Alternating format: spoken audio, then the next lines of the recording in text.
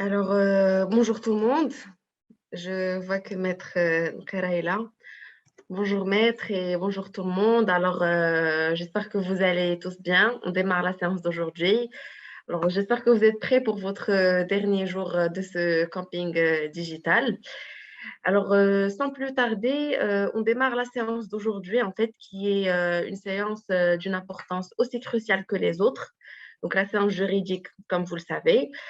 L'intégration de l'entreprise dans l'entreprise d'un fraîchement diplômé, ça marque en fait les premiers pas dans le monde professionnel qui est généralement tout nouveau, qui est régi par ses propres règles, notamment les règles du code de travail marocain. Et il y a donc plusieurs points essentiels que chaque sortie d'école devrait savoir avant d'intégrer l'entreprise. C'est tout le but de la séance, c'est de pouvoir vous donner une base juridique pour vous accompagner lors du démarrage de votre carrière professionnelle. On a le grand plaisir d'accueillir parmi nous aujourd'hui Maître Abdelghani Nqera qui va animer cette séance, bonjour, de 1h30. Monsieur Nqera est un avocat en droit des affaires, donc peut-être je vais vous laisser vous présenter davantage et démarrer la séance. À vous. Bonjour, Imen. Bonjour. Vous m'entendez là? Oui, La on vous voix est entend. bien? Oui, super. D'accord, très bien. Alors, merci pour l'invitation. Je suis volontiers, bien sûr, d'accepter cette invitation et de participer à cet événement et un petit peu d'éclairer un petit peu nos jeunes diplômés qui ont bien sûr une soif d'intégrer le monde du travail. Et bien sûr, la voie est la porte unique pour rentrer et pour accéder à cet environnement. C'est bien sûr, c'est les contrats de travail. Ça sera notre sujet, et bien sûr, j'ai partagé avec vous les différents sujets qu'on va développer dans cette intervention. Alors pour moi, j'aimerais bien préciser que je vois, est-ce que vous me voyez là, c'est l'écran, est-ce que l'écran est partagé? Oui, alors on ne vous voit pas, on ne voit pas la caméra, mais par contre, l'écran, oui. Ah, l'écran, il est là, mais Oui. D'accord, très bien. Et les participants, ils sont là, il y a du monde. Alors, on est à 40 participants, mais ils vont rejoindre au fur et à mesure. Donc, on est une cinquantaine de participants au total au camping. Très bien. Alors, pour moi, je vais, comme vous voyez sur le sommaire, on va discuter trois, quatre sujets essentiels concernant les contrats de travail, les types de travail, des contrats de travail, et bien sûr, essayer de faire la distinction entre ces types de contrats et d'autres formes juridiques des contrats de travail. Ainsi, bien sûr, on doit éclairer nos jeunes diplômés sur les droits et les obligations qui lient les deux parties du contrat de travail. Et on va développer aussi un contrat de travail. Il doit contenir des clauses et des conditions dans cette relation pour essayer un petit peu d'avoir une situation claire et confortable pour les deux parties. Alors, ce que je vais ajouter à tout ce qui est un petit peu théorique et un petit peu, c'est le côté pratique des codes de travail, vu que je suis avocat et on fait appel à mes services concernant des litiges, concernant dans le cas où on a besoin d'appliquer les contrats de travail et les conditions qui sont qui fait partie de ces contrats. Alors, comme vous le voyez, comme vous pouvez constater, les contrats de travail, on peut les définir comme suit. C'est une convention par laquelle une personne appelée le travailleur met son activité professionnelle, intellectuelle et physique sous l'autorité et la direction d'une autre personne appelée l'employeur moyennant rémunéré. Alors, la relation, c'est le travail contre un salaire. C'est ça la relation. Alors, le contrat de travail comprend deux éléments essentiels. Ce sont le service de travail qui est mis en œuvre et la contrepartie, c'est le salaire. Bien sûr, on doit distinguer concernant les contrats de travail plusieurs formes et plusieurs types de contrats, mais on peut les résumer dans deux types de contrats principaux, mais on va faire un petit peu de détails pour voir les autres types aussi, les autres formes de contrats. Dans le secteur privé, le contrat de travail peut prendre 4 formes.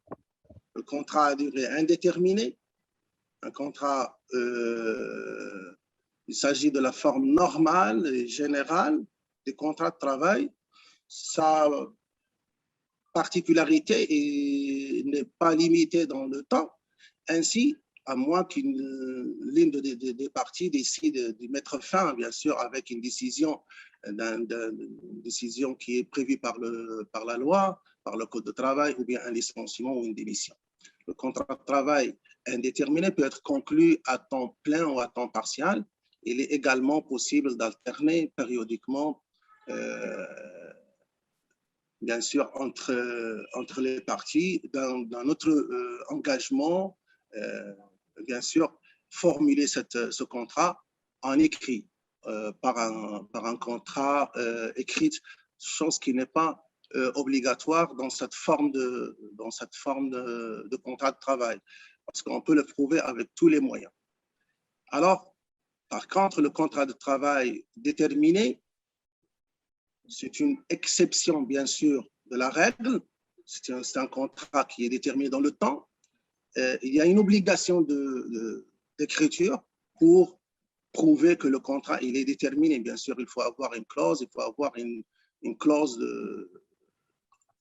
dans le contrat qui détermine, qui précise que ce contrat il est limité dans le temps.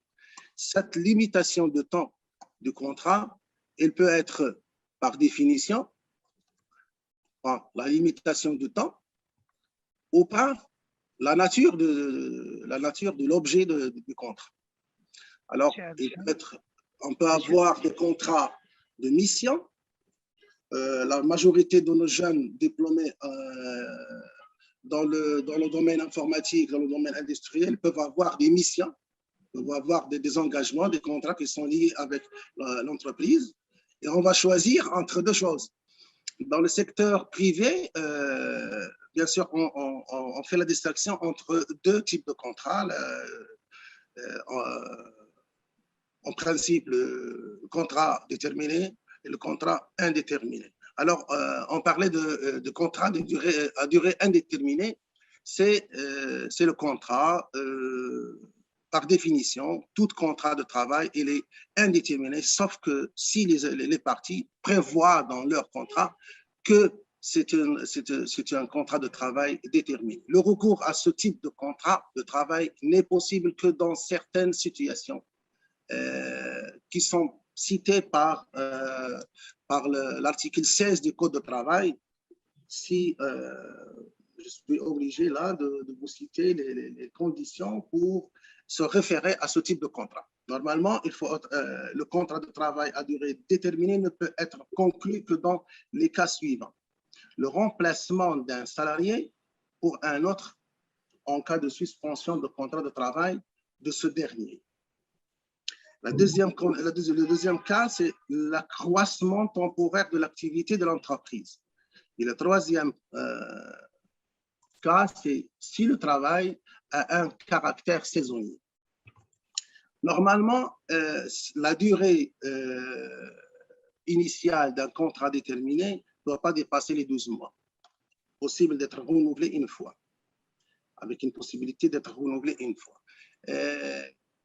Bien sûr, cette qualité de contrat déterminé, il est suivi, il est soumis à un contrôle de la justice, bien sûr.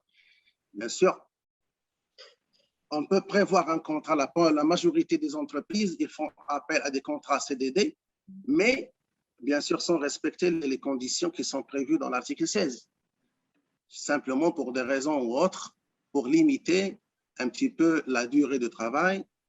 Et bien sûr, s'ils n'ont pas une visibilité sur la qualité et la performance et les compétences du salarié, normalement, la loi, elle prévoit une durée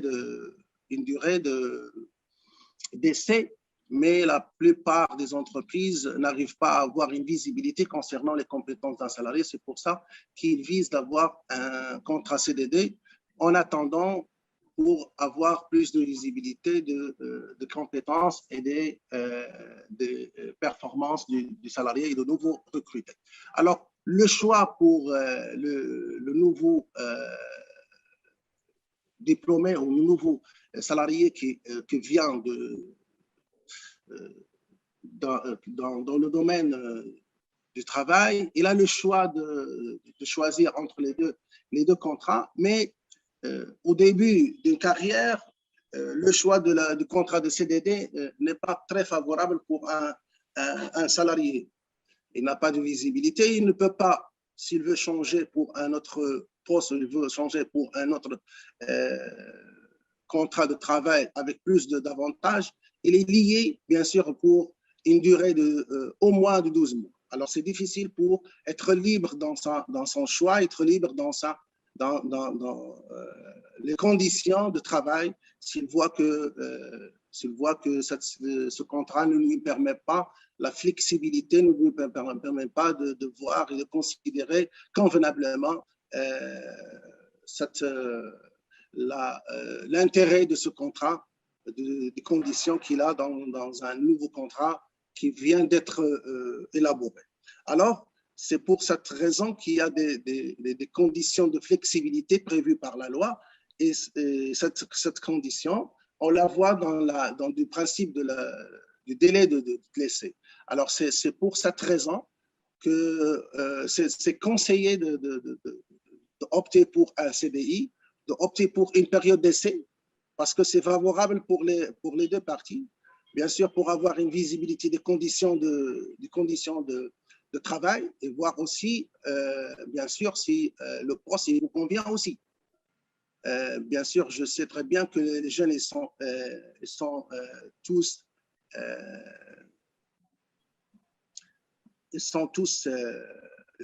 une envie d'accéder au monde du travail, d'avoir un contrat de travail, mais il ne faut pas opter pour n'importe quel contrat. Bien sûr, il faut se donner un délai. Il faut se donner un délai pour, bien sûr, évaluer les conditions de travail. Bien sûr, un salarié doit aussi, comme une entreprise, comme un employeur, doit aussi évaluer les conditions de travail. Il ne doit pas opter pour n'importe quel contrat. Au début, c'est un petit peu délicat, mais le choix, il est fait par la loi pour les deux parties. Alors, pourquoi ne pas en bénéficier dès le départ pour ne pas être choqué dans un monde, dans un milieu, dans un environnement de travail qui est difficile. Pour un jeune qui n'a pas beaucoup d'expérience, il ne faut pas opter dans un environnement qui est un petit peu difficile. Avec un CDD, il n'aura pas beaucoup de choix. Il ne peut pas changer rapidement son contrat s'il est lié à un CDD parce qu'il risque d'avoir des indemnités qui sont équivalentes à la période du contrat qui n'est pas échu. Alors, pour passer à un troisième type de contrat, il y a le contrat d'intérim. Le contrat de travail en intérim est conclu pour la réalisation d'une mission. Et bien sûr, ce n'est pas un type de contrat, mais c'est une autre forme de contrat CDD. Alors, cette forme de contrat, elle est un petit peu délicate, mais elle est opérationnelle pour les jeunes. Ça veut dire que vous êtes engagé pour une mission. À la fin de cette mission, le contrat, il est échu. Et bien sûr, la détermination de la durée de la mission ne peut pas être visible et claire au départ, mais dans la pratique devant les tribunaux, si on a un besoin de déterminer la durée, si l'employeur, par exemple, décide de la durée de mission en disant bah, la mission il est échue, il est fini. Ben, je mets fin à votre contrat parce que la mission il est échue. Alors, on peut avoir un salarié qui se plaint et on fait appel à nos services dans ce sens. et en disant que la mission n'est pas finie. La mission est toujours en cours. Et moi, je peux prouver que la mission est toujours en cours. Alors, en général, ce sont des contrats techniques, des contrats d'une technicité pointue. On a besoin à ce moment-là de faire appel à des experts à la matière qui peuvent décider de la durée de cette mission pour voir si l'employeur il a usé de son droit de mettre fin au contrat dans les termes de contrat, dans les délais, ou bien il a fait une décision qui n'est pas valable, ça veut dire un licenciement abusif. Et ce choix-là, il n'est possible pour le salarié s'il a bien sûr un contrat de mission, un contrat de projet, dit un contrat de projet. Et ça, la majorité des ingénieurs dans le domaine technique, dans le domaine informatique, dans le domaine électronique, dans le domaine aéronautique, ils auront besoin d'opter pour ce genre de contrat après une expérience, bien sûr, après une flexibilité, une durée de flexibilité qui est prévue par la loi dans un délai de 3 mois renouvelable une fois. Ça veut dire 6 mois. Alors, les deux parties, ils sont libres dans cette période de flexibilité, dans cette période d'essai, dite d'essai, de faire le choix de continuer ou de rompre ce contrat. Et cette flexibilité, il n'est possible que dans les contrats indéterminés. Alors, pour un jeune diplômé, c'est facile d'opter pour un CDI au départ, et après, quand il a une expérience dans le domaine, il peut passer à un CDD ou un contrat de projet. Et dans ce cas-là, il est dans une situation, je peux dire qu'il est confortable, et juridiquement parlant, il est confortable, lui permet beaucoup de flexibilité et lui garantit beaucoup d'avantages. Bien sûr, on peut résumer le choix pour un nouveau diplômé. Pour choisir le contrat, il n'a pas beaucoup de choix parce qu'on détermine le contrat de travail, c'est un contrat d'adhésion, ça veut dire on va pas, le nouveau recruté ne va pas discuter des termes de contrat, sauf dans les conditions, dans les situations où il y a un salarié avec une expérience, avec une formation rare et un petit peu délicate. À ce moment-là, il peut avoir un terrain de discussion pour les termes du contrat. Mais il y a aussi un choix parce que quand vous n'êtes pas engagé, vous avez toujours le choix.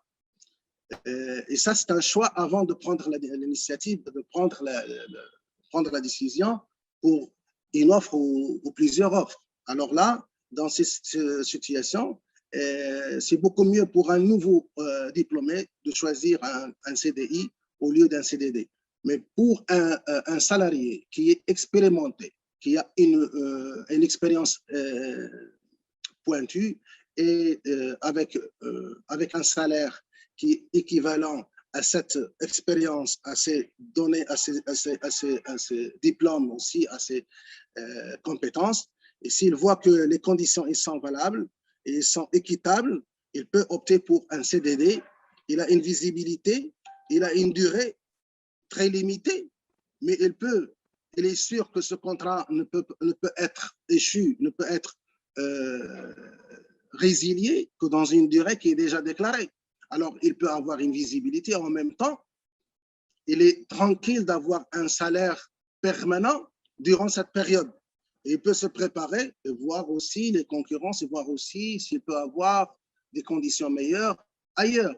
Et aussi, pour l'employeur, il a les raisons pour voir aussi si le salarié il a les compétences déclarées et les expériences sur lesquelles ils sont basés pour accepter ce contrat.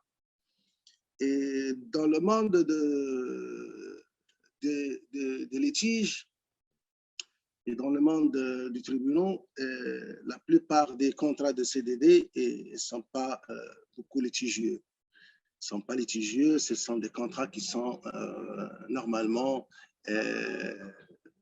expirés dans le temps et le salarié n'a pas beaucoup de problèmes concernant son choix pour un CDD, mais ce n'est pas possible au départ parce qu'il ne peut pas savoir sur quelle base il va se lancer. Alors, on doit voir aussi dans l'autre étape, si on revient à notre sommaire là, pour voir,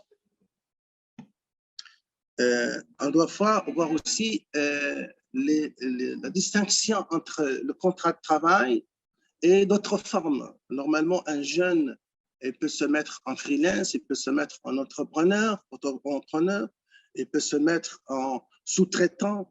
Et ce sont des formes de contrats d'entrepreneuriat, d'entrepreneur qui fait confusion à un contrat de travail. Et là, comment on peut faire la distinction entre les deux formes?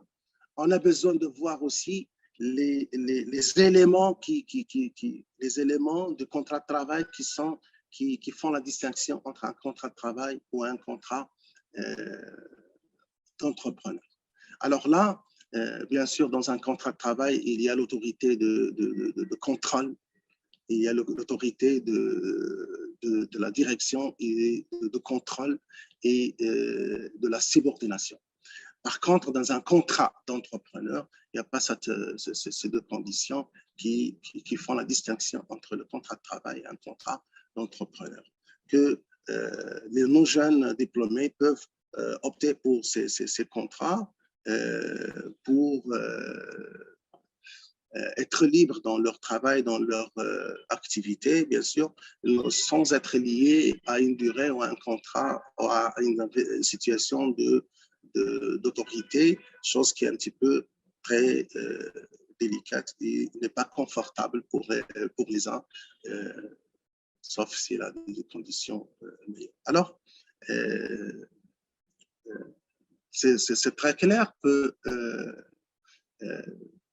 on ne peut pas opter pour ces contrats, sauf après une expérience, bien sûr, approuvée et après un certain savoir dans le domaine de sa spécialité, de nos jeunes, des salariés, bien sûr, qui peuvent passer à des startups, et là, ils peuvent passer aussi des formules de contrats de sous-traitance pour fuir cette condition de contrat de travail qui limite la liberté dans le temps et dans l'espace.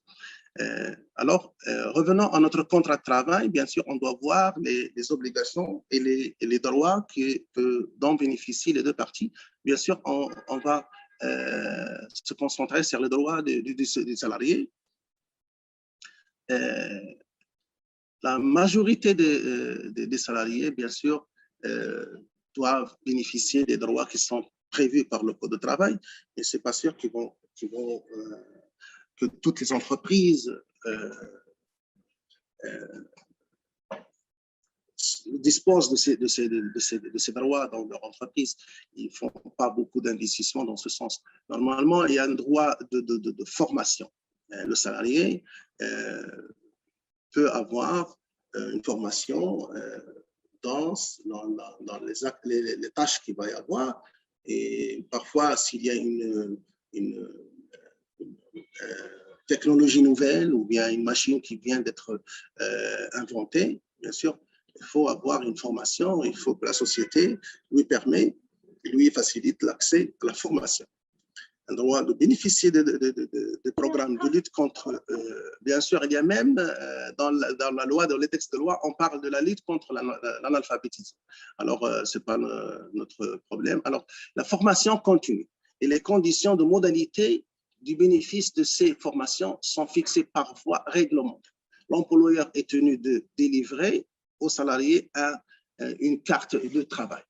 Voilà, ça c'est une forme de cadre juridique, mais normalement la formation, nos jeunes vont avoir des clauses dans leur contrat qui vont prévoir que cette formation, ou bien c'est un droit qui est libre l'accès à la formation, mais parfois il est rémunéré. Parfois, ça coûte de l'argent pour la société. La société, il doit, normalement, en principe, c'est la formation, c'est un droit à l'accès à cette formation. Mais l'entreprise, il doit garantir aussi que cette formation et cet investissement dans la formation, cet investissement dans un salarié qui vient d'être embauché, et bien sûr, c'est un investissement pour la société. C'est le salarié bénéficie de cette formation qui peut aller parfois à plus de 60 000, 100 000 dirhams. Alors, et même plus, dans des contrats de formation très pointus, dont la qualité elle est pointue. Alors, la société, elle a le droit, l'entreprise, elle a le droit d'avoir le bénéfice, de bénéficier des services de ce salarié dans un moment, dans une période de temps, pour essayer de tirer le profit de ce contrat. C'est pour cette raison, il est prévu dans des conditions, dans des clauses de formation, si le salarié bénéficie d'une formation dans un délai d'une année ou plus, il y a une clause qui peut prévoir que le salarié ne doit pas quitter l'entreprise. Et s'il décide de rompre le contrat et de démissionner, de mettre fin à ce contrat de travail, il est obligé de restituer et de payer la formation qu'il a reçue sans que l'entreprise puisse en bénéficier. Il y a aussi le droit de l'information.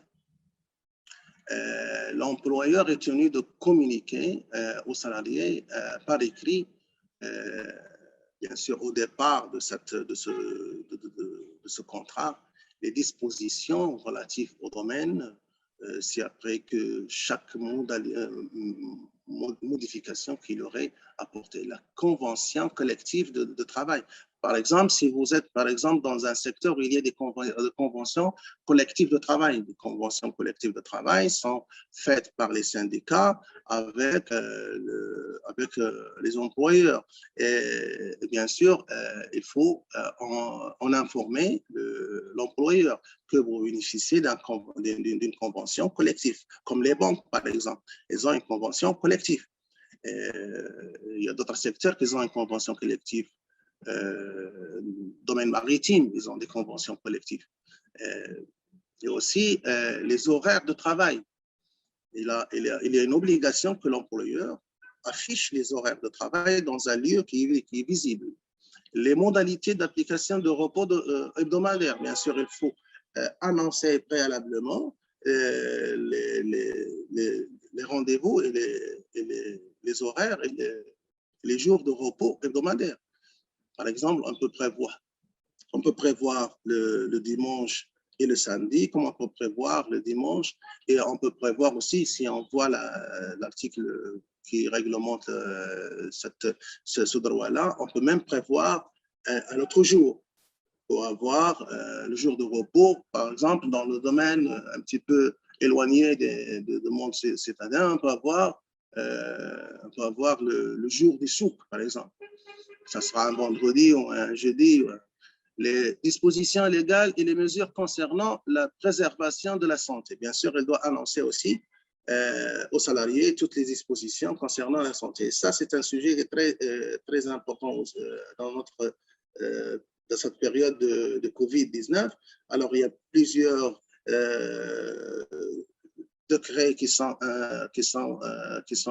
maintenant applicables concernant la réglementation des mesures sanitaires que les salariés sont tenus à respecter dans leur lieu de travail. Et ces mesures de sécurité sanitaire sont des dispositions qui sont très importantes et représentent aussi des motifs de sanction. Parce que le non-respect de ces mesures-là vont ouvrir le droit de l'employeur de sanctionner le salarié avec des décisions de sanctions qui peuvent aller jusqu'au licenciement. Alors que ce sujet, il est un petit peu la matière d'actualité maintenant, si on parle aussi du sujet du pass sanitaire. Plusieurs d'entre vous vont se demander si on va aussi, si on va faire un petit peu un guillemets, ouvrir un guillemets pour en parler. Le pass sanitaire, s'il est une obligation ou s'il est facultatif maintenant dans les lieux de travail. Dernièrement, la CGM, il a fait une proposition aux employeurs d'essayer d'exiger le pass sanitaire. Et c'est un petit peu, c'est une recommandation de la CGM. C'est une recommandation de cette organisation des employeurs. Reste à voir l'avis de la justice, l'avis de la jurisprudence, qu'est-ce qu'il va dire sur ce plan-là. Jusqu'à maintenant, on n'a pas ce sujet devant les tribunaux, mais j'aimerais bien savoir quelle aurait la décision dans ce cas-là. Vu qu'il n'y a pas un texte de loi qui oblige la vaccination de COVID-19 jusqu'à maintenant. Alors, bien sûr, le monde, si on parle des fautes graves et des fautes simples, on va avoir beaucoup de temps pour traiter ce sujet. Il est très délicat, mais dans ce cadre-là, ce sont des mesures qui doivent être annoncées par l'employeur, mais ils doivent aussi être légales. Il doit respecter les mesures sanitaires, mais ces mesures doivent être aussi des mesures légales. Il ne doit pas en abuser aussi. Il ne doit pas en abuser. Il ne doit pas abuser de ce droit-là.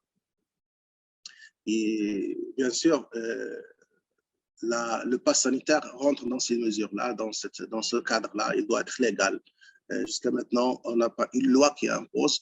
Mais si on voit la proposition de la CGM, la proposition, il parle de se baser sur des articles 24 et 31 et 30 et 281 pour dire que ce sont des mesures sanitaires pour préserver le lieu de travail, et bien sûr dans le cadre de l'état d'urgence qui était annoncé. Et dans ce cadre, on peut s'inspirer de ces textes pour dire, mais c'est pas clair, il y a une grande confusion. Et ça peut, jusqu'à maintenant, le but déclaré des autorités sanitaires au monde, c'est d'arriver à atteindre l'immunité collective. Et cette immunité collective parle d'une vaccination, ce n'est pas de la totalité, mais de la majorité. Alors, on ne parle pas d'un pass sanitaire, d'une vaccination qui est imposée, mais une vaccination qui est facultative, qui n'est pas imposée jusqu'à maintenant par la loi. Mais il y a des mesures qui sont faites pour qu'elles soient un petit peu dans ce sens, mais sans être déclarées. Là, si on n'a pas le texte de loi qui impose que la vaccination doit être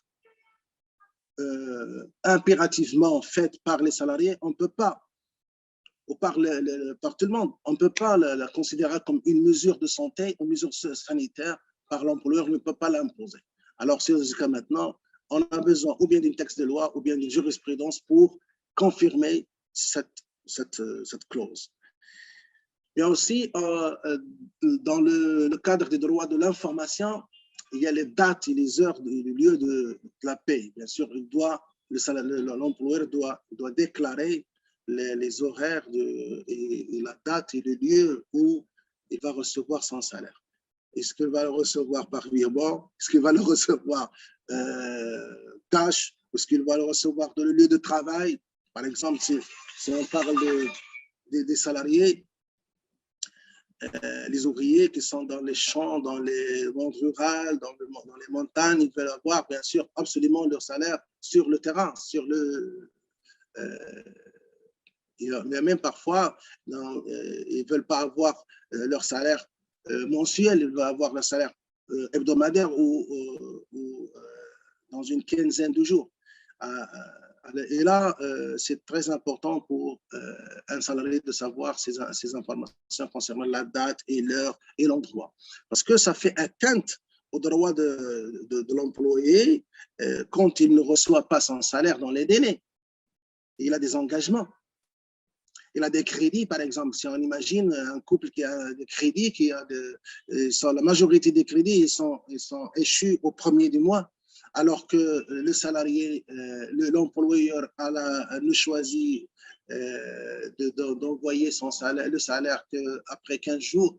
Et là, il a un problème avec la banque. Il est déclaré que le crédit n'est pas payé dans les délais. Il va avoir des agios, il va avoir des problèmes. Et parfois, même le salarié, l'employeur, il peut décider de ne pas payer qu'après 1 mois, 2 mois et plus.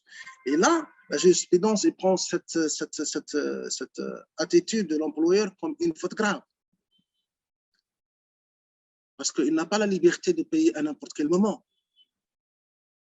Si vous n'êtes pas payé le jour même, qui est prévu et qui est annoncé et déclaré dans le contrat de travail par la loi, c'est une humiliation qui est sans limite, là. C'est une humiliation. C'est une forme d'harcèlement. C'est une forme d'harcèlement, là. Si vous ne recevez pas votre salaire et vous continuez vous êtes obligé de venir au travail de 8h à 6h, à 18h. Et là, c'est le rôle bien sûr des avocats et des tribunaux pour imposer le respect de cette date-là. Dans un cadre qui n'est pas un petit peu tendu, qui n'est pas un petit peu, mais il faut rappeler à l'employeur ces droits-là. Bien sûr, l'employeur doit impérativement, bien sûr, informer le salarié de son numéro de la CNSS. Ça, c'est un droit qui est imposé par le règlement en vigueur et le salarié doit avoir son numéro de la CNSS s'il n'en dispose pas, bien sûr, pour faire le suivi de ses déclarations, pour faire suivi de ses droits sanitaires, bien sûr, et bien sûr, c'est une forme d'assurance pour le salarié pour avoir sa retraite aussi, s'il n'y a pas d'autres caisses de retraite. Alors là, on a fait un petit peu le tour sur les droits, les principaux droits du salarié, mais il y a aussi des obligations. Les obligations, ils sont citées dans l'article 21 et 22 du Code de travail. Je vais un petit peu vous lire cet article. L'article 21, il cite le salarié est soumis à l'autorité de l'employeur dans le cadre des dispositions législatives ou réglementaires du contrat de travail, de la convention collective du travail ou des règlements intérieurs. Le salarié est également soumis aux dispositions des textes réglementant la déontologie de la profession. Bien sûr, s'il est dans une profession, dans le domaine sanitaire, il y a des coutumes, il y a des règles d'ontologie de la profession dans le domaine sanitaire. Et donc, s'il est dans d'autres corps professionnels, il y a des coutumes qui sont propres à ces professions. Dans le domaine maritime aussi, il y a des coutumes, il y a même des réglementations d'ontologie. Et il est soumis à l'autorité de l'employeur. C'est ça le principe. Le principe, c'est que l'obligation pour bénéficier de ces droits, en contrepartie, il a l'obligation de se soumettre à l'autorité de l'employeur, qu'il ne doit pas en abuser, bien sûr. Et cette autorité de contrôle et d'organisation.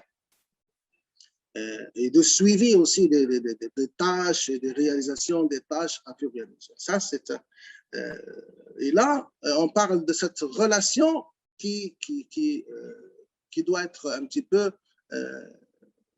dans un cadre de respect, dans un cadre qui respecte les règles de l'art et un environnement de travail très sain dans une relation qui n'est pas militaire, mais dans une relation qui est de production, bien sûr, de productivité, d'encouragement, mais qui ne doit pas être tendu, qui ne doit pas sortir des règles de relation, de respect entre les deux parties. Il y a l'article 22 aussi qui parle de le salarié doit veiller à la conservation des choses et des moyens. Il a l'obligation de garder les outils de travail et de les utiliser d'une manière équitable et de les sauvegarder, bien sûr, de les conserver et de ne pas les endommager ces outils de travail. Il répond de la perte ou de la détérioration des choses et des moyens précités, et s'il s'agit de part de pouvoir discrétionnel dont il dispose, que cette perte ou cette détérioration sont imputables à la faute du salarié. Là, on va voir s'il y a la responsabilité du salarié dans le cadre de l'utilisation de ces biens de l'employeur, bien sûr. Il y a une responsabilité dans ce sens. Il y a une responsabilité, sauf s'il y a une détérioration qui est légitime dans le temps, bien sûr, dans l'usuel normal. Il ne doit pas y avoir une faute, il doit préméditer, il ne doit pas y avoir une volonté d'endommager les biens de l'employeur. Bien sûr, on doit rappeler sur notre sommaire qu'on doit passer à une partie très intéressante pour moi, c'est sans les clauses des contrats de travail. Et ça, c'est le sujet le plus important pour un jeune, pour voir un petit peu les manœuvres dont il dispose dans un cadre contractuel. Parce que là, on parle dans un cadre contractuel. Les jeunes doivent avoir un minimum d'informations et de formation. Je pense que la majorité, ils ont eu une formation sur le DOC, le Code des obligations des contrats. Ils connaissent les règles et les conditions des contrats en général. Et c'est le même cas. Là, on est dans un cadre contractuel, alors il y a des conditions. Et là, si on parle de conditions, on parle de négociation. Ce sont des conditions de travail. Ces clauses-là, ce sont des conditions de travail. La plupart des entreprises, ils ont déjà des contrats qui sont des contrats types. Vous les trouvez sur Internet. Il y a des contrats qui sont préparés par des spécialistes. Et bien sûr, j'imagine pour les ingénieurs qu'il va y avoir des investisseurs qui vont venir avec des contrats types, hein, avec des conditions très pointues et des conditions très détaillées. Et il faut être armé, il faut un petit peu avoir les éléments pour négocier ces conditions. Parce que ces clauses, ce sont des clauses qui sont faites pour les deux parties. C'est pour ça que le jeune, il doit être à l'aise, il doit se sentir à l'aise à les discuter, à réclamer des modifications. Par exemple, on va voir beaucoup de clauses et à chaque moment, je vais voir aussi le côté litige et le côté jurisprudence et d'application dans la pratique. Qu'est-ce que ça donne?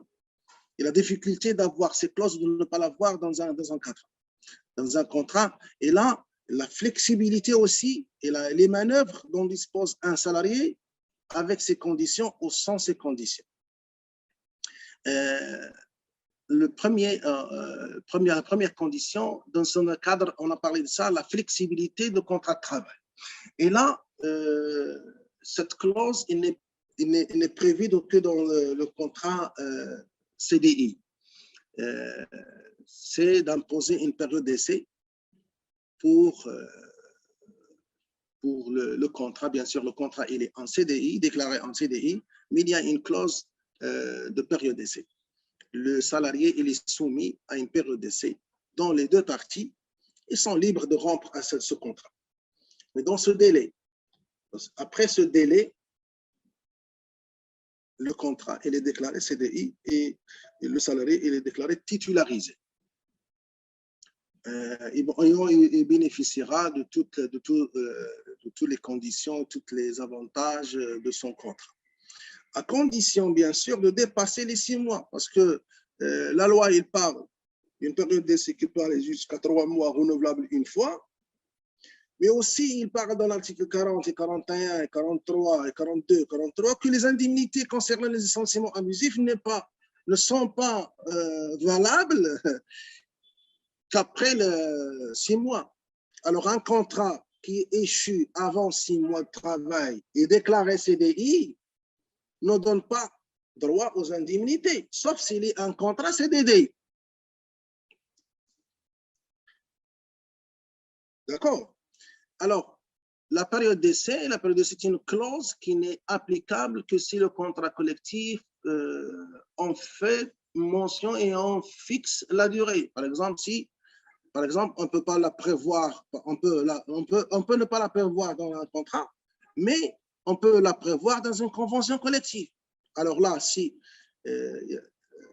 pour faire une pause là et parler de la relation entre le contrat et la convention collective et le règlement intérieur. Il y a une relation entre ces trois formes contractuelles. Et il y a le contrat de travail, c'est un contrat qui lie le salarié avec l'entreprise. Ça, vous l'aurez, il doit être signé, légalisé par les deux parties. Dans le cadre de la convention collective, c'est une convention qui est faite entre les syndicats qui représentent les deux secteurs, les salariés et les entreprises, et qui détermine les conditions de travail dans ce secteur. Par exemple, les banques. Et ça, bien sûr, tout ce qui est prévu dans la convention collective et n'est pas inclus dans le contrat, c'est un droit ou c'est une obligation qui est applicable. Et aussi la réglementation intérieure, on appelle le règlement interne. Le règlement interne, c'est un document très important et très important pour l'entreprise et très dangereux pour le salarié. Parce qu'il limite ses manœuvres, parce que là, c'est une source de loi. Parce que dans un cadre de travail, les sources de règles qui réglementent la relation, on les trouve dans le contrat de travail, d'abord dans le code de travail, après dans le contrat de travail, et après dans la convention collective, mais aussi dans le règlement interne. C'est ce qui est dangereux. Parce que le règlement interne, c'est un document qui est fait par l'entreprise sans la présence du salarié. Il doit être fait dans les premières années de la création de la société.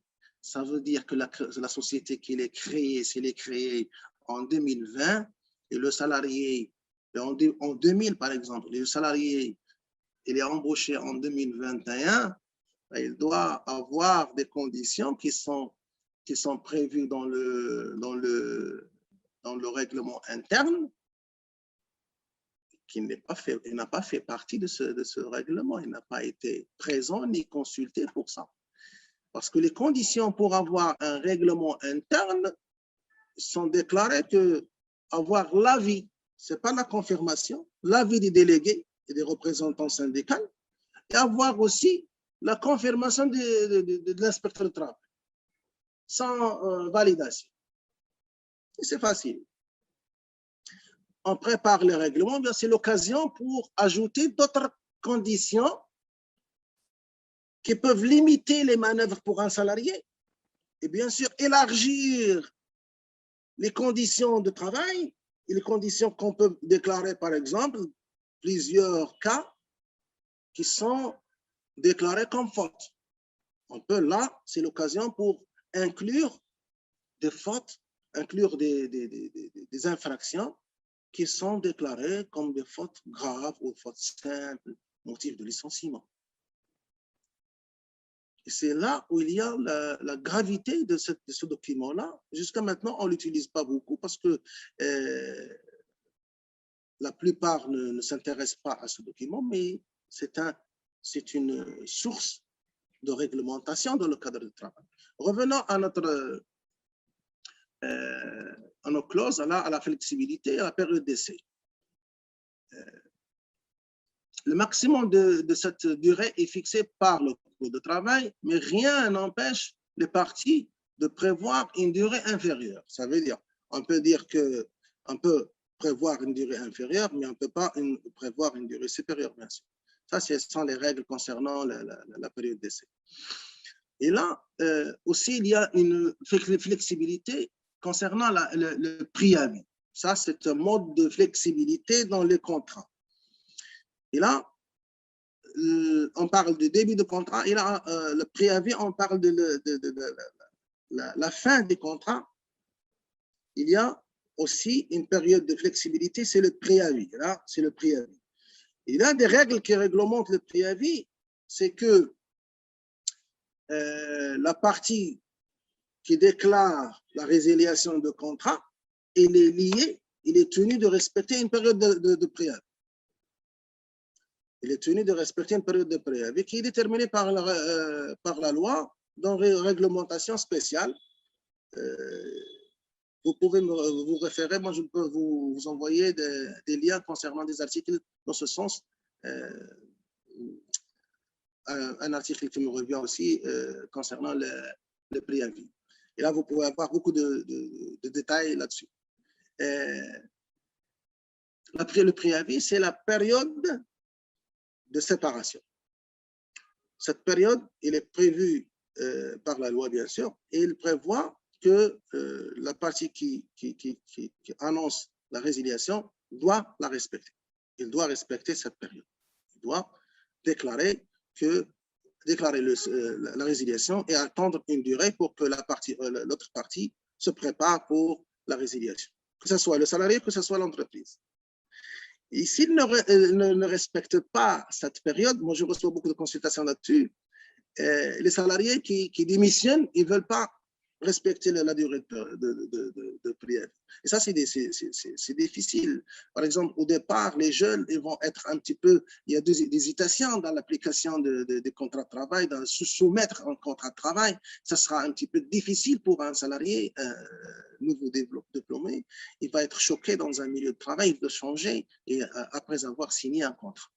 Alors, avant 6 mois, le délai de préavis, il est prévu de 8 jours. Ce n'est pas difficile pour respecter un délai de 8 jours. Mais après 6 mois d'exercice dans un contrat CDI, là, le délai il est un petit peu délicat. Il peut avoir 1 mois, il peut avoir plus. Ça dépend du cadre de l'employé. Et ça dépend aussi du contrat de travail. Il peut prévoir plus. Il peut, par exemple, pour un simple salarié, au lieu d'1 mois, on peut prévoir 3 mois. Et là, la loi, il donne c'est facultatif, c'est simplement parce qu'il est en l'intérêt du salarié. Et dans le cas où le salarié décide lui-même de résilier, cette condition, elle est applicable aussi pour lui. Alors, comment fuir ce préavis? C'est difficile pour le salarié de fuir à cette clause, sauf si l'employeur se désiste de son propre gré et distance le salarié de cette période d'essai. Sinon, s'il décide de quitter sans respecter ce délai, l'autre partie, n'importe lequel, le salarié comme l'employeur, il peut demander préjudice et ce sera au minimum la valeur de salaire que le salarié peut recevoir dans cette durée. Ça veut dire pour un mois, le salaire d'un mois, pour 2 mois, le salaire de 2 mois. Et j'ai des contrats qui ont des périodes d'essai de 6 mois, période de préavis de 6 mois. Et ça, la loi l'autorise parce que c'est en la faveur du salarié. Et toute condition vous pouvez prendre cette règle comme une règle applicable dans toutes les conditions, toute règle qui n'est pas prévue par la loi, mais qui est en faveur du salarié, elle est applicable, elle est légale. Et au contraire, toute règle qui n'est pas prévue par la loi et qui limite les droits des salariés, il n'est pas légal, il n'est pas applicable. Si on passe à la clause de non-concurrence, et là, je parle à nos jeunes diplômés dans le domaine commercial et dans le domaine technique. Cette clause, elle est très importante à la visualiser et à la, bien sûr, à l'accepter ou à la rejeter au départ. Sauf si vous avez une visibilité de votre contrat, une visibilité de votre situation, bien sûr. On parle pour prendre une décision concernant une clause, il faut voir aussi son potentiel, sa présence dans le marché, sa compétence, beaucoup de choses. Alors, la clause de non-concurrence, il consiste à quoi? La compétition économique, la lutte pour la conquête et la conservation de la clientèle, et la connaissance des salariés de l'organisation de l'entreprise. Leur relation intime nouée avec les clients justifiant la méfiance des employeurs vis-à-vis des deux pendant le contrat. Et leur crainte de les voir en les quittant exploiter ces connaissances à leur profit personnel lorsqu'ils s'installent à leur propre compte ou au profit d'autres entreprises concurrentes qui les récupèrent. Alors, la clause, elle consiste à quoi? La clause de non-concurrence a pour but d'interdire aux salariés, après la rupture ou la cessation du contrat, l'exercice soit pour le compte personnel, soit pour le compte d'un autre employeur. Et ce, pour un temps et un espace limité, à condition que l'exercice de l'activité soit considéré comme préjudiciable à l'ancien employeur. Alors là, c'est la définition déclarée. Mais cette clause, elle est bien sûr l'objet et la source de beaucoup de litiges soumises aux tribunaux.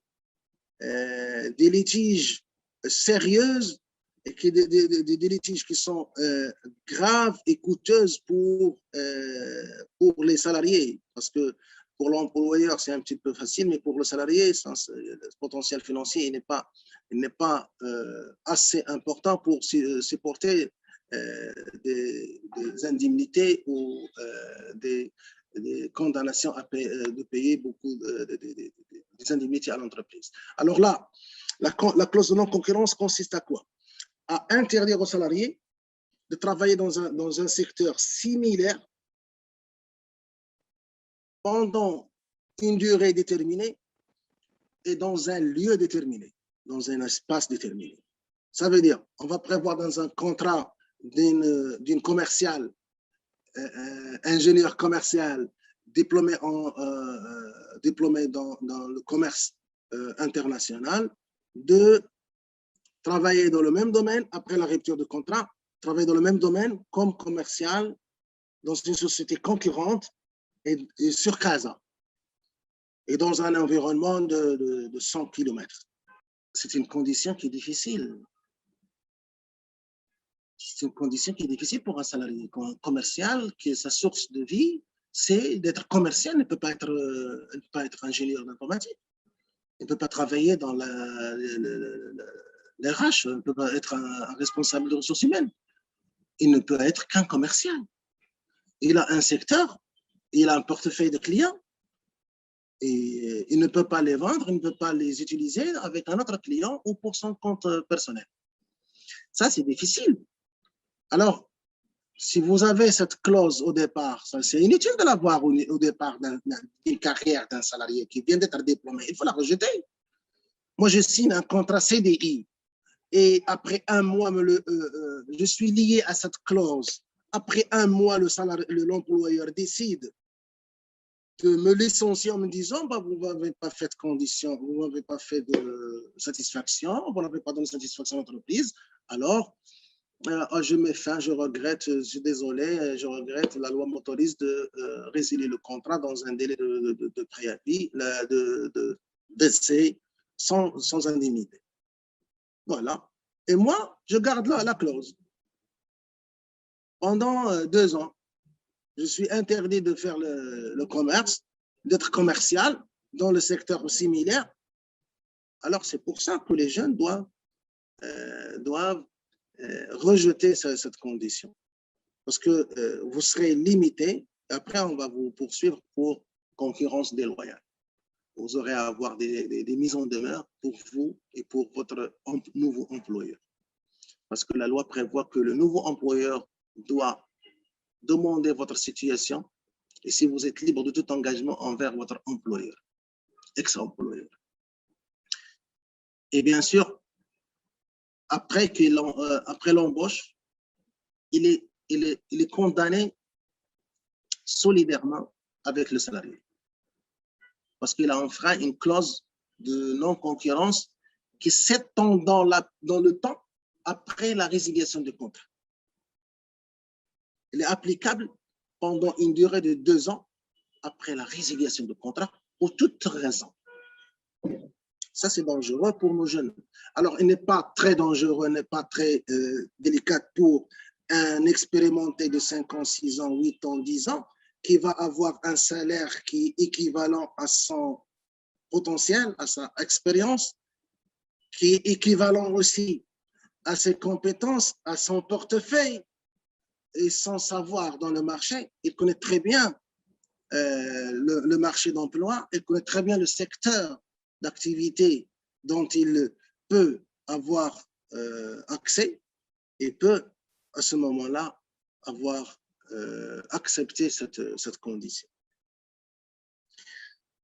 Et là, pour nos jeunes, c'est difficile. C'est difficile. Vous allez vous aventurer dans une clause. La plupart des entreprises, pour parler pour être un petit peu optimiste, la plupart des entreprises ne font pas appel à cette clause après la rupture. Mais les entreprises qui ont une sensibilité de secteur, dans leur activité, qui ont une concurrence rude et qui ont une concurrence très agressive, ils font appel à ces clauses. Et là, le salarié n'a pas intérêt. Parce qu'au départ, il n'a pas intérêt d'avoir cette clause. Au départ, le salarié, il n'a pas, nos jeunes diplômés, ils n'ont pas un salaire important.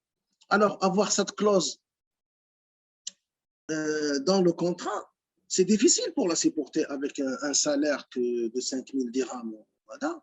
C'est difficile de la supporter. Normalement, cette clause, je vais prendre mon temps pour un petit peu discuter cette clause parce qu'elle est très importante. La jurisprudence française prévoit une indemnité, chose qui n'est pas stable au Maroc parce que je vais parler de la jurisprudence marocaine. Je vais parler de la jurisprudence marocaine sur Casa et aussi en première instance, en cour d'appel et en cassation. Mais en parlant-en de la jurisprudence française. Alors, la France, il considère qu'une clause de non-concurrence sans indemnité de cette clause, elle est nulle et non avenue. Ça veut dire qu'un employeur ne peut pas faire appel à cette clause s'il ne prévoit pas les indemnités de la clause. Il est inclus dans son salaire. Au Maroc, la situation avant 2018, je pense, était un petit peu floue et n'est pas claire concernant cette condition de la contrepartie de cette clause. Parce que si vous me privez, moi, de travailler dans mon secteur d'activité, dans ma spécialité qui est un commercial dans le domaine des plastiques.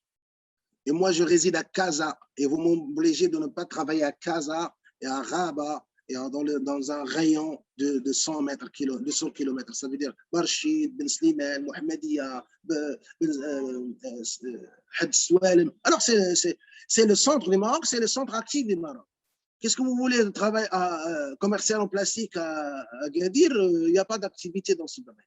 Alors, ce secteur, il est concentré sur Casa. Alors, vous voulez que je m'abstienne à travailler 2 ans, il faut au minimum me payer mon salaire.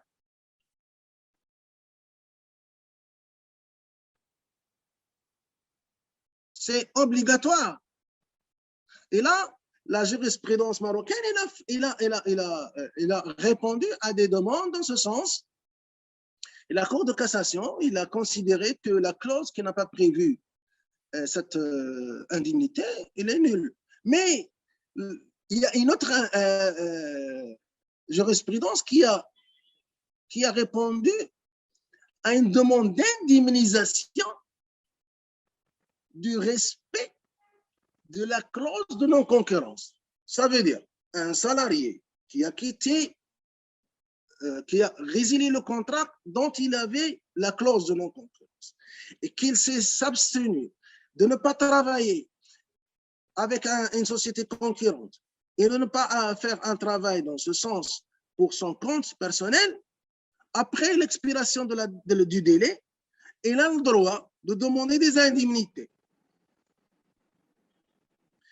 et qui sont bien sûr l'équivalent du salaire minimum de 2 ans. Il y a la durée de la clause. Il peut aller plus. Et là, les raisons qui donnent le droit à l'accès à cette indemnité, c'est que la clause de non-concurrence est contradictoire avec un principe constitutionnel. Et ce principe consiste que le droit de travail, c'est un droit constitutionnel. Vous ne pouvez pas le limiter, le droit du travail, par une simple clause, sans que cette clause soit rémunérée. Alors, vous ne pouvez pas, par exemple, si la clause de non-concurrence, elle doit être limitée dans le temps et dans l'espace pour une durée raisonnable. On ne va pas vous dire, après, vous pouvez pas travailler dans le secteur du plastique, c'est interdit.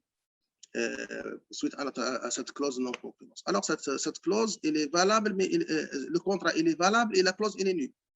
Et par exemple, si vous dites, dans la clause du contrat de non-concurrence, la clause de non-concurrence, si vous dites que vous êtes interdit de travailler dans tous les mois, il y a même des contrats qui sont faits dans la région de l'Afrique, par exemple. Parce que le Maroc, maintenant, il s'étend vers l'Afrique. Alors là, il y a des contrats qui précisent d'autres dans la zone géographique, le Maroc et d'autres pays. Et ça, c'est interdit. Et rend la clause nulle et non avenue. Parce que la majorité et la jurisprudence maintenant marocaine et étrangère, elle s'est mis d'accord, bien sûr, ils sont en harmonie dans le sens de considérer, de voir que cette clause ne doit pas dépasser un rayon de 100 km.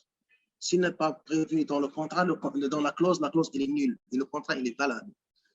Et là, le salarié peut même réclamer la nullité de ce contrat. Je peux passer aussi la clause de distraction. Là, la clause de non-concurrence, c'est une clause très délicate. Alors, elle a pris beaucoup de temps pour moi, là, parce qu'il est souvent soumis à des procédures d'indemnisation pour des raisons ou pour autres. C'est pour ça que je conseille nos jeunes de ne pas avoir cette clause-là et de la rejeter, parce que c'est toujours dans votre droit de rejeter cette clause. Vous n'êtes pas apte, vous n'êtes pas prêt pour cette clause au départ. Après, vous pouvez avoir une visibilité, mais au départ, c'est difficile. La clause de discrétion, la clause de confidentialité. La clause de confidentialité, bien sûr, vous êtes soumis à un principe de confidentialité. Ce n'est pas la confidentialité comme d'autres domaines, confidentialité chez le métier d'avocat ou la confidentialité chez les métiers de médecin, mais c'est une condition de ne pas divulguer les informations qui vous sont divulguées dans le cadre du travail, concernant, par exemple, des formules de la société, concernant des clients de la société, c'est des informations qui sont secrètes, concernant des contrats, des conditions de contrat, concernant, et vous n'avez pas le droit de les divulguer à un tiers, tant que vous n'avez pas, cette information n'est pas accessible d'une manière publique. C'est un motif de licenciement. C'est un motif de licenciement avec indemnité. Licenciement avec même droit de demander de dommages. Et là, je vais passer à une clause très importante pour nos jeunes aussi. C'est la clause de mobilité. Cette clause consiste d'abord, pour expliquer un petit peu le contenu, la mutation d'un salaire à un lieu de travail autre que celui prévu initialement est considérée comme une modification substantielle des conditions de travail, ce qui équivaut à un licenciement irrégulier en cas de refus de salarié. Par contre, le refus de salarié de rejoindre le nouveau lieu de travail sera considéré comme un abandon de poste. Ça part lorsque le contrat qui le lie à son employeur prévoit la mobilité géographique, une disposition qui n'est contraire ni à l'ordre public ni à la législation. Ça, c'est une définition, hein, c'est une définition, mais moi, ce qui m'intéresse, c'est le côté pratique de cette clause. Clause de mobilité. Et la mobilité, il y en a deux sortes. Il y en a deux sortes. Il y a la mobilité géographique, il y a la mobilité professionnelle. Et la mobilité géographique, alors moi, je fais confusion sur les caméras et l'écran que j'ai devant moi parce que là, je parle à moi-même. La clause géographique consiste à quoi? À inclure une clause qui impose aux salariés de changer son lieu de travail initial et principal. Parce que le lieu de travail principal, c'est le lieu où vous avez la résidence.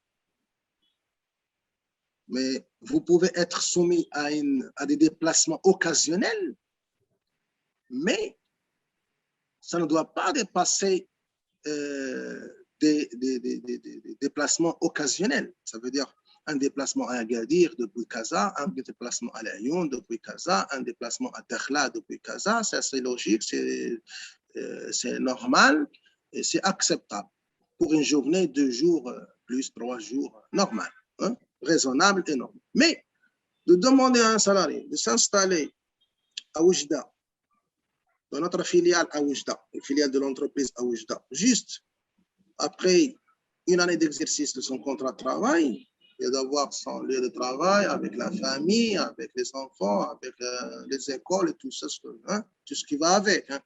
Quand vous demandez ça à un employé, ben, il faut prendre, c'est une grande décision, hein. Ce n'est pas une décision qui est facile. Alors, c'est pour cette raison que la loi elle a prévu que la clause qui peut être incluse dans le contrat en disant que vous êtes soumis à une condition une clause de mobilité. Quand on a le besoin de vos services à Tanger, on peut vous mobiliser à Tanger, il faut être prêt à ça. Alors, c'est une déclaration de l'entreprise au départ qu'il peut faire appel à tes services ailleurs. Et parfois, cette clause, elle est faite même s'ils n'ont pas d'autres filiales ni d'autres besoins hors Casa, hors le lieu initial principal de travail. Mais son usage, son utilisation doit être utilisée de bonne foi. Ça veut dire,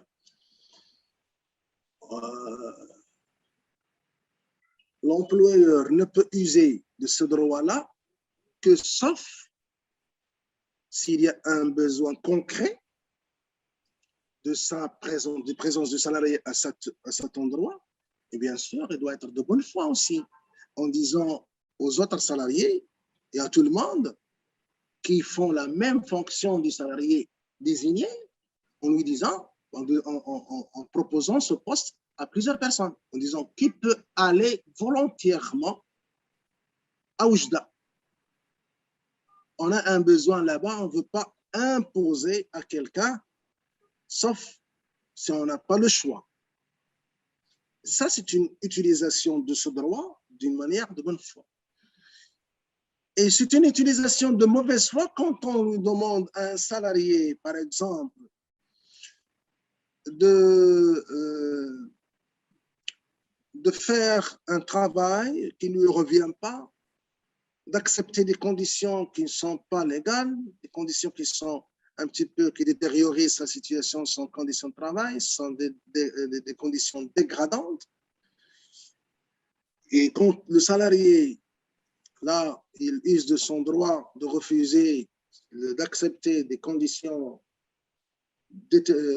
dégradantes, l'employeur n'a pas de choix que faire user aussi de cette mobilité pour l'obliger en disant, bah, écoute, bah, si vous n'acceptez pas de changer votre poste de responsable à un simple gestionnaire, parce qu'on a un nouveau responsable qui va occuper votre poste, là, on aura besoin de votre travail là à Oujda.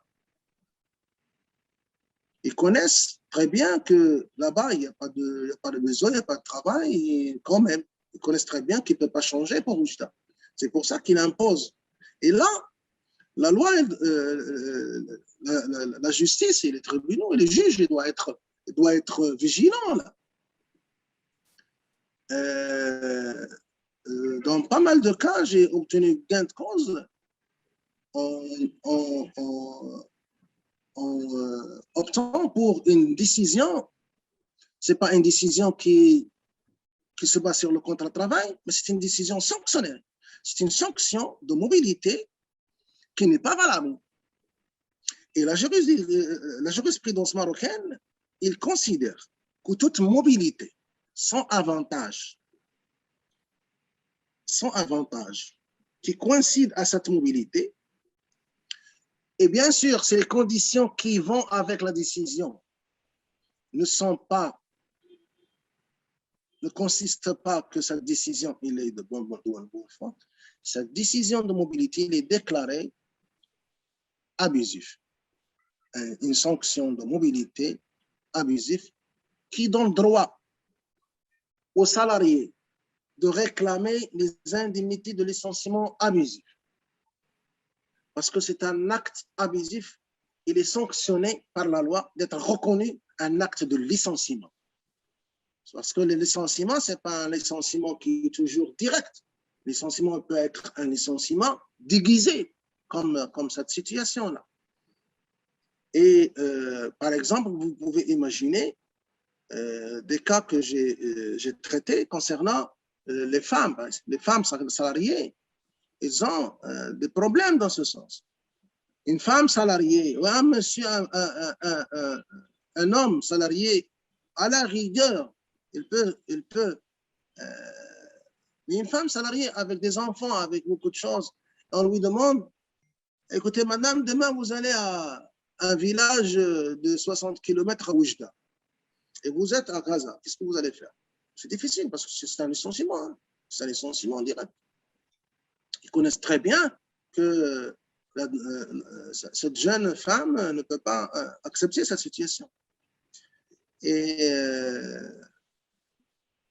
ça crée, c'est ce que ça crée un petit peu l'harcèlement. C'est l'usage des clauses qui sont déclarées légales, mais qui ne sont pas utilisées d'une manière sainte et d'une manière de bonne foi. C'est ce qui est dégradant du lieu de travail, des environnements de travail. C'est l'usage de ces manières, de ces manœuvres dans le milieu de travail.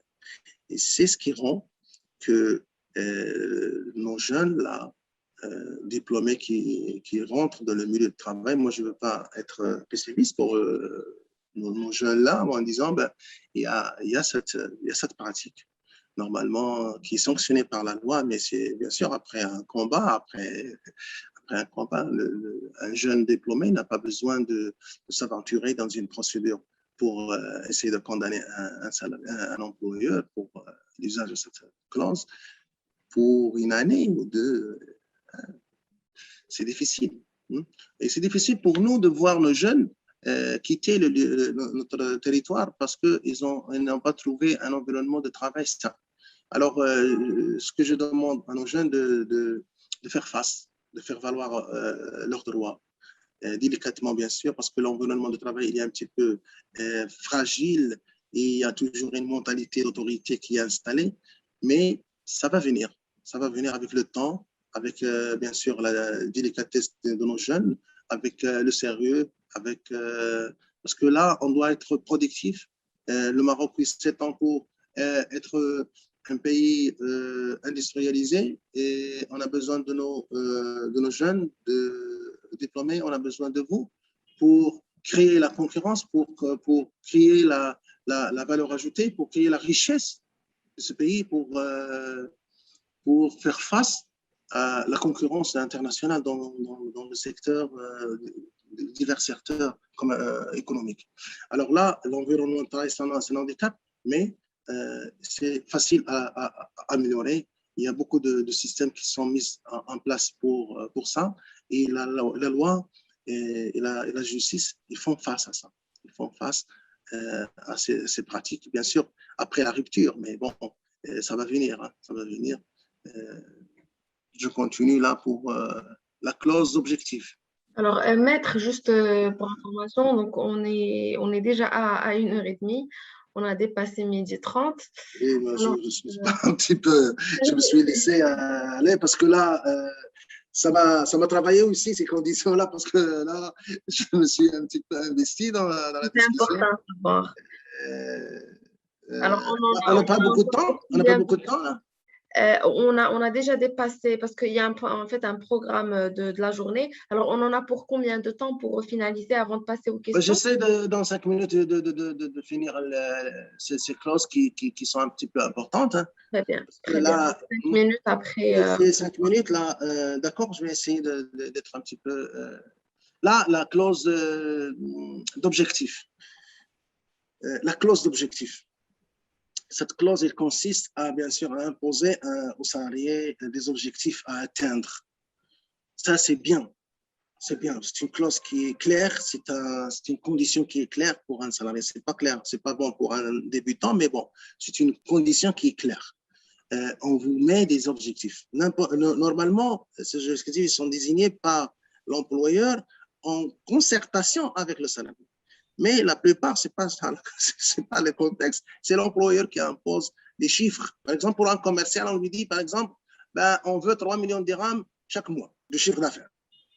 Alors là, il faut se mettre pour atteindre ces objectifs. Sinon, ça sera la sanction. Si vous n'atteignez pas les objectifs, c'est quoi? C'est que vous êtes considéré, là, c'est un manque de compétences, motif de licenciement sans indemnité. Vous n'avez pas atteint vos objectifs pendant une période, alors là, excusez-nous, on est libre de vous licencier parce que là, il y a un facteur qui est déclaré. Vous pouvez bien sûr vous considérer licencié au départ si vous n'avez pas une confirmation de votre employeur de continuer. Alors, il y a la clause de la formation, on a parlé de la clause de formation aussi, la clause d'invention. Là, j'aimerais bien évoquer cette clause avec nos jeunes là. Les jeunes diplômés, les ingénieurs dans le domaine électronique, informatique, bon, informatique, il n'y a pas d'invention là-dedans, mais dans le domaine électronique, dans le domaine aéronautique, dans le domaine industriel, on peut inclure des conditions, des clauses d'invention. La clause d'invention, ça veut dire que l'employeur choisit de réglementer toute invention, toute créativité qui est faite par le salarié et réglementer la propriété de cette invention. à qui va revenir la propriété de cette invention.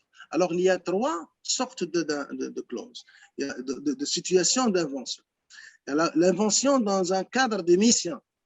Si on vous fait une mission, on vous dit, écoute, on va vous prendre pour améliorer un réactif,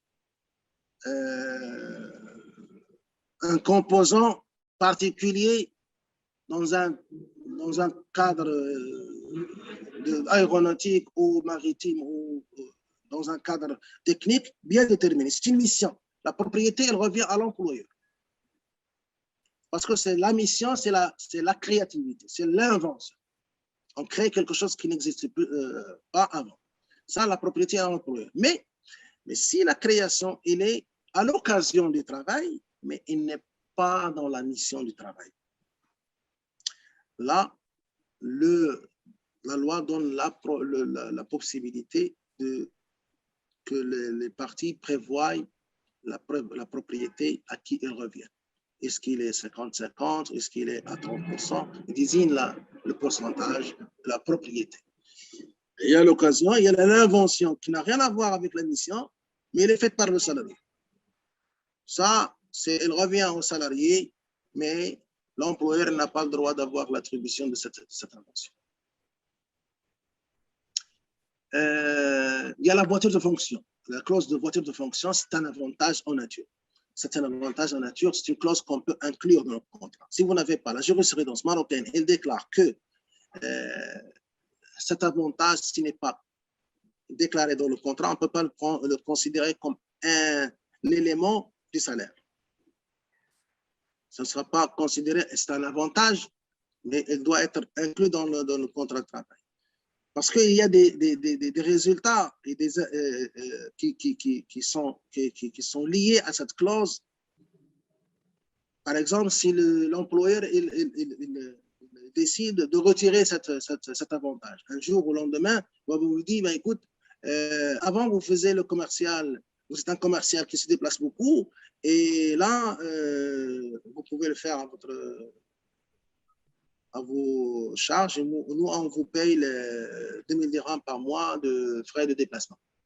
Avant que vous avez utilisé une voiture de fonction qui était inclue dans votre contrat de travail, ça c'est un licenciement abusif.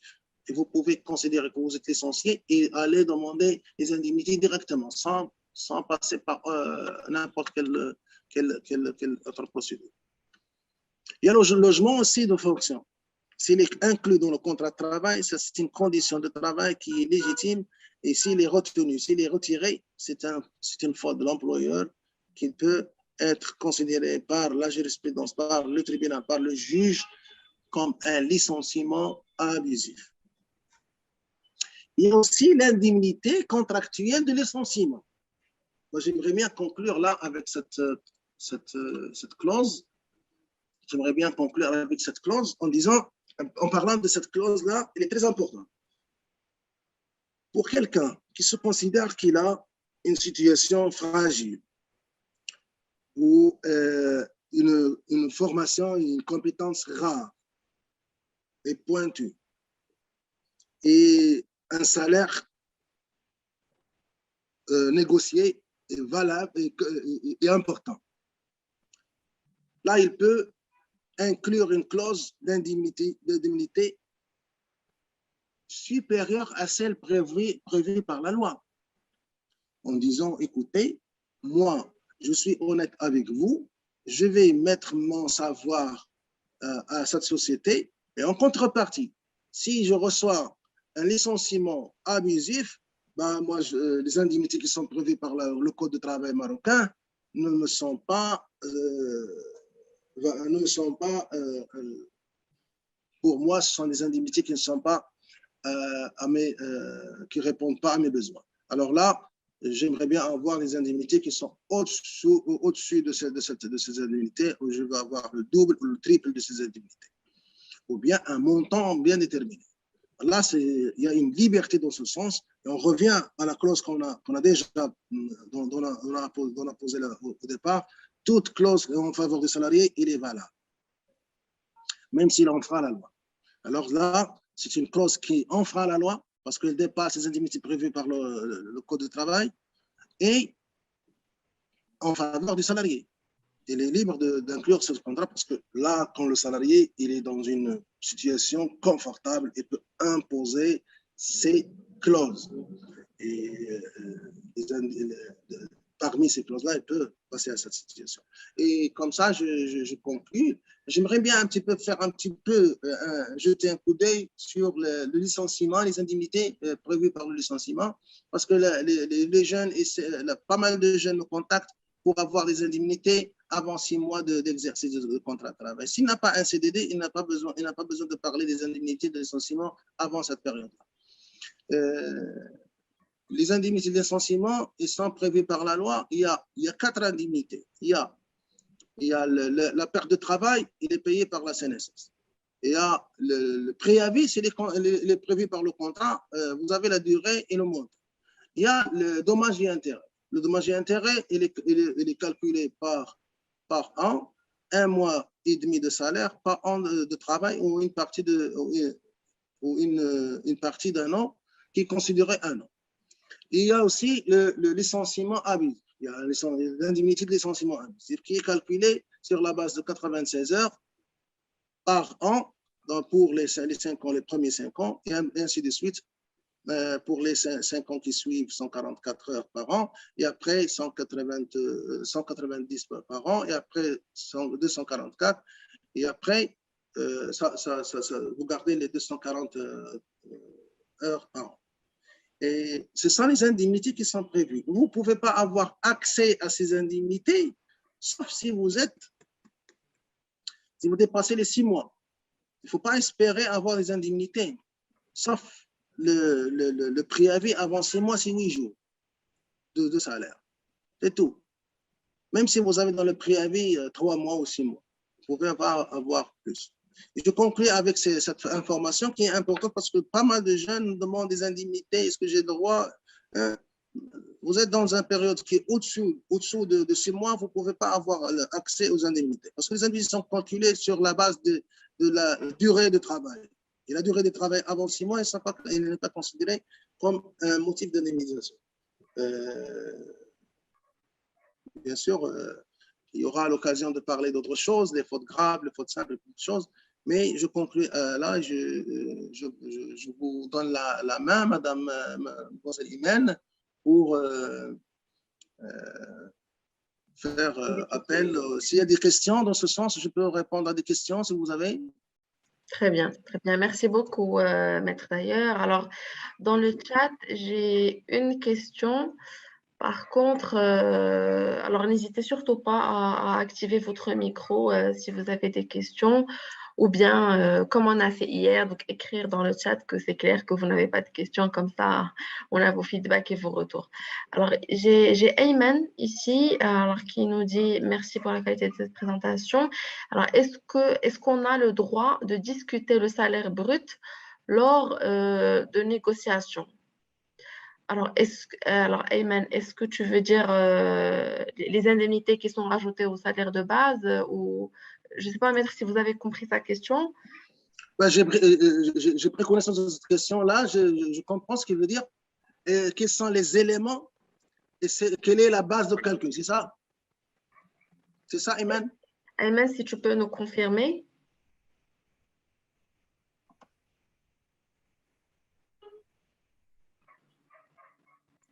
Bon, peut-être qu'il a été déconnecté suite à un souci, mais c'est pas grave. Mais bon, moi, je peux vous répondre sur cette question si c'est la base de calcul, parce que la plupart des gens me posent la même question concernant la base de calcul.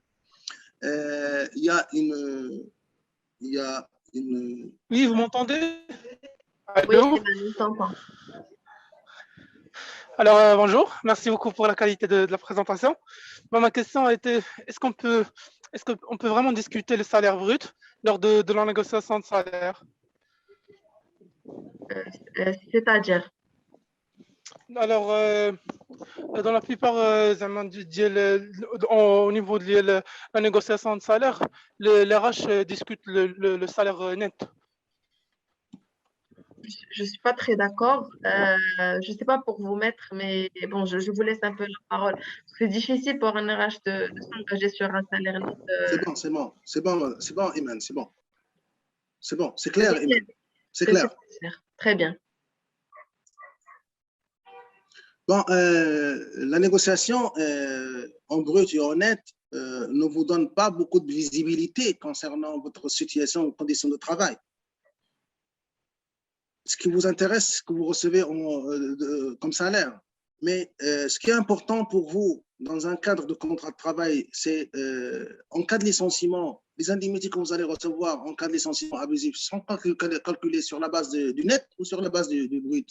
C'est ça la question la plus importante. Parce que vous négociez sur la base du net ou sur la base du brut, les indemnités, ils sont calculées autrement. Et là, bien sûr, vous avez le droit, parce que si c'est le brut, vous pouvez calculer le net sur place, c'est facile pour le faire. Là, vous avez des formules à respecter et vous allez avoir une visibilité, que ce soit en brut ou en net. Mais la question, qu'est-ce que vous en bénéficiez si vous avez un licenciement abusif? Sur quelle base vous allez avoir vos indemnités? Les indemnités sont calculées. Il y a l'article 57 du Code de travail qui précise que les indemnités de licenciement sont calculées sur la base du salaire de base avec les éléments suivants, les composants de salaire. Et les composants de salaire sont les indemnités, des avantages en nature et les commissions reçues. Alors, si on revient à cet article, on dit que les indemnités de licenciement sont basées sur le brut. Ça, c'est le brut. Le composant, avec le salaire de base avec ses composants, ça, c'est le brut. Mais l'article 57, il y a une confusion dans comment on appelle ça, motivation de cet article. Il y a plusieurs lectures de cet article. Il y a une lecture qui dit que l'article 57, il parle des indemnités concernant les licenciements abusifs. Ça veut dire la troisième indemnité que vous recevez dans un cadre de licenciement. Il y a des jurisprudences qui considèrent que cet article, il parle des indemnités en général. Ils sont calculés sur la base des brut. Mais ce qui est applicable jusqu'à maintenant par la Cour de cassation, c'est que, c'est la première version, c'est que les indemnités en dommages et intérêts sont calculées par le net. Les indemnités concernant le préavis par le net. Les indemnités concernant le licenciement abusif, ça c'est ce qu'on appelle les 96 heures et plus, se sont calculées par le brut. Et c'est là où la question de la demoiselle, elle est importante parce qu'elle met fin à cette confusion-là, parce que la majorité croit que, ou bien le net ou le brut, mais c'est les deux.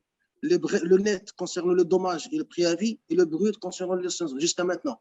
Et nous, personnellement, moi, quand je fais mes requêtes et mes conclusions, je donne des exemples de toutes les législations qui considèrent que les indemnités sont calculées en brut, et les salaires ils sont bien sûr déclarés en brut, et bien sûr les prélèvements qui sont faits. Il y a même des jugements en première instance qui considèrent que le salaire que le base de calcul doit être le brut, en disant que les prélèvements qui sont faits, ils sont faits à l'occasion du travail et à l'occasion d'une obligation étatique. Par exemple, on dit que la société qui prélève l'IR.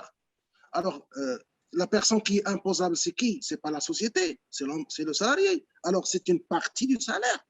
Les cotisations à la caisse de la CNSS et à la caisse de la CIMR ou d'autres caisses, ils sont prélevés de mon salaire, ils ne sont pas prélevés de la société. C'est mon salaire. Alors, ce sont des prélèvements qui sont faits sur mon salaire. Alors, s'il est fait sur mon salaire, c'est ça le salaire qui est considéré comme gain.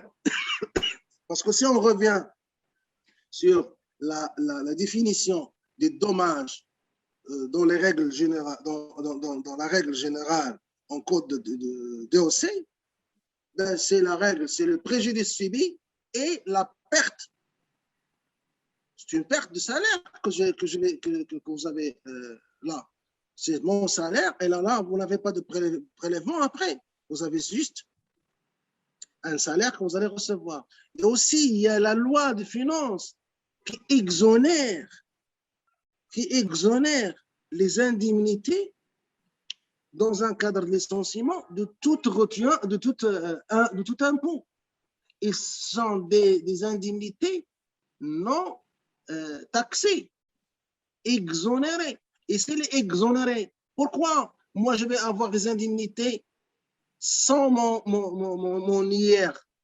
Je dois avoir le salaire brut en base de calcul parce que les indemnités, ils ne sont pas taxés. Alors pourquoi l'employeur va retenir l'IR en me disant bah, s'il ne paye pas la taxe, pourquoi on fait un appel, on fait le calcul sur la base du net? Ce sont des indemnités qui sont données dans un cadre d'exonération. Alors, le mieux, c'est que le salarié reçoit les indemnités sur la base du net. Et là, on combat dans ce sens, on maintient notre position toujours comme avocat de partie des salariés en disant que les indemnités doivent être sur la base du net. Il y a des jurisprudences marocaines qui ont dit la même chose, mais jusqu'à maintenant, la Cour de cassation ne prend pas ça en considération et maintient sa position concernant que les indemnités sont toujours calculées en double manière. Il y a le brut et le net. Et même dans le net, on parle de la moyenne du net perçu. Ça veut dire, on va faire un calcul de tout ce que vous avez reçu comme salaire dans une période de 12 mois et on dit, écoute, vous avez reçu cette moyenne de salaire, c'est ça la base de calcul. On dit et ces juges-là, ces jugements et ces jurisprudences se basent sur quoi? Sur la règle du préjudice, des dommages. Ce sont le préjudice subi et la perte que vous avez perdue, bien sûr, concernant ce licenciement. Et là, je crois que j'étais clair pour madame, la demoiselle. Oui, merci, merci beaucoup, maître. Alors, est-ce qu'on a d'autres questions? Alors, je ne vois rien dans le chat. Très bien, donc je suppose que non. J'espère que ça a été clair pour tout le monde. En tout cas, merci énormément, maître, pour votre temps, pour tout le détail que vous...